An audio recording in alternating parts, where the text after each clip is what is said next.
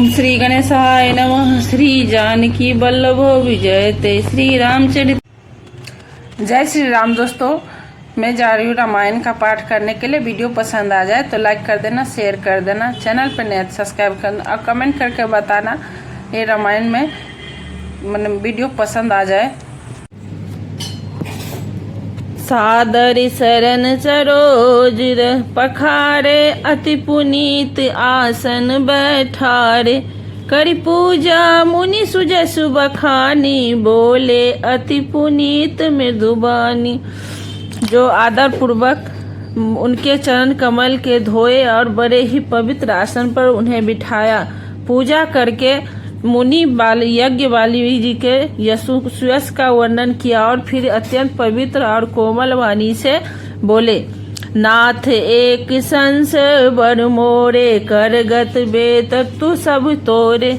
कहत तो सो मही लागत भैला जा, जो न कह बर होई अकाजा। हे नाथ, मेरे मन में एक बड़ा संदेह है। वेदों को तत्व आप सबकी मुट्ठी में, अर्थात आप ही वेद का तत्व जानने वाले होने का कारण मेरा संदेह निवारण कर सकते हैं, पर उस संदेह को कहते मुझे भय और लाज आती है। भय इसलिए कि आप यह न समझ सके कि मेरी परीक्षा ले रहा है। आज इसलिए कि इतनी आयु बीत गई, अब तक ज्ञान न हुआ, और यदि यही नहीं कहता तो बड़ी हानि होती, क्योंकि अज्ञानी बना रहता हूँ। श्री राम जय राम जय जय राम। श्री राम जय राम जय जय राम। दोहा संत कहई असिनीत, प्रभु श्रुति पुराण मुनि गाँव। होई न बिमल विवेक, गुरसन किए दुराव। हे प्रभु, संत लोग ऐसी नीति कहते हैं और वेद पुराण तथा मुनिजन भी यही बतलाते हैं कि गुरु के साथ छिपाव करने से हृदय में निर्मल ज्ञान नहीं होता। अस विचारे प्रगटौ निज मोहु, हरहु नाथ कनिजर पर छोहु। राम नाम कर अमित प्रभावा, संत पुराण उपनिषद गावा। यही सोचकर मैं अपना अज्ञान प्रकट करता हूँ। हे नाथ, सेवक पर कृपा करके इस अज्ञान का नाश कीजिए। संतों, पुराणों और उपनिषदों को राम नाम के असीम प्रभाव का गान किया है। संतत जपत शंभु अविनाशी, शिव भगवान ज्ञान गुण राशि। आकर चार जीव जग अहि, काशी मरत परम पद लहै। कल्याण रूप ज्ञान और गुणों की राशि अविनाशी भगवान शंभु निरंतर राम नाम का जप करते रहते हैं। संसार में चार जाति के जीव है। काशी में मरने से सभी परम पद को प्राप्त करते हैं। सोपी राम महिमा मुनिराया, शिव उपदेश करत करि दाया। राम भगवन प्रभु पूछहु तोई, कहे बुझाए कृपा निधि मोहि। हे मुनिराज, वह भी राम नाम की ही महिमा है, क्योंकि शिव जी महाराज दया करके काशी में मरने वाले जीव को राम नाम की उपदेश करते हैं। इसी में परम पद मिलता है। हे प्रभु, मैं आपसे पूछता हूँ कि वे राम कौन हैं? हे कृपा निधान, मुझे समझा कर कहिए। एक राम अवधेश कुमारा, तिनकर चरित विदित संसारा। नारे बिरहु दुख तू अपारा, भयउ रोष रन रावण मारा। एक राम तो अवध नरेश दशरथ जी के कुमार हैं। उनका चरित्र सारा संसार जानता है। उन्होंने स्त्री के विरह में अपार दुख उठाया और क्रोध आने पर युद्ध में रावण को मार डाला। श्री राम जय राम जय जय राम। श्री राम जय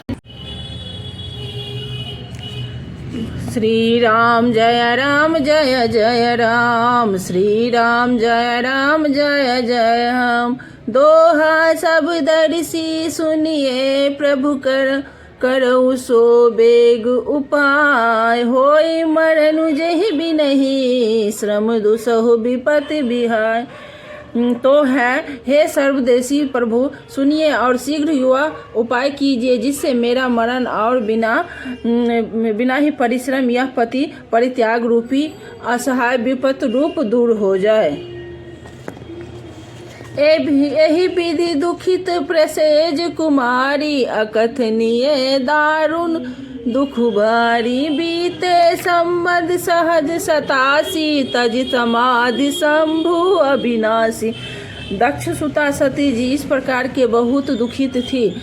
उनको इतना दारुण दुख था कि जिसका वर्णन नहीं किया जा सकता। 87,000 वर्ष बीत जाने पर अविनाशी शिवजी ने समाधि खोली और राम नाम शिव सुमिरन लागे, जाने सतहु जगत पति जागे, जाए शंभु पद बदन कीन्हा, सन्मुख शंकर आसन दीन्हा। शिवजी राम नाम का स्मरण करने लगे। तब से सती जी ने जाना कि अम्ब जगत के स्वामी शिवजी जागे। उन्होंने जाकर शिवजी के चरणों में प्रणाम किया। शिवजी ने उनको बैठने के लिए सामने आसन दिया। लगे कहन हरि कथा रसाला, दक्ष प्रसेज भय तेहि काला, देखा विधि विचारी सब लायक, दुख दुछहि कीन्हे प्रजापति नायक। शिवजी भगवान के हरि की समरसमयी कथाएं कहने लगे। उसी समय दक्ष प्रजापति हुए। ब्रह्मा जी सब प्रकार से योग देख समझकर दक्ष को प्रजापतियों का नायक बना दिया। बड़ी अधिकारी दक्ष जब पावा, अति अभिमान हृदय तब आवा, नहीं को अस जन्मा जग माही, प्रभु तपाए जाहि मद नाही। जब दक्ष ने इतना बड़ा अधिकार पाया तब उनके हृदय में अत्यंत अभिमान आ गया। जगत में ऐसा कोई नहीं पैदा हुआ जिसको प्रभुता जाकर मद न हो। दोहा श्री राम जय जय राम, श्री राम जय जय राम। दक्ष लिए मुनि बोली सब करन, लगे बर जाग, नेवते सादर सगल सूरजे पावत मख भाग। दक्ष ने सब मुनियों को बुला लिया और वे ब्रह्मा बड़ा यज्ञ करने लगे जो देवता यज्ञ का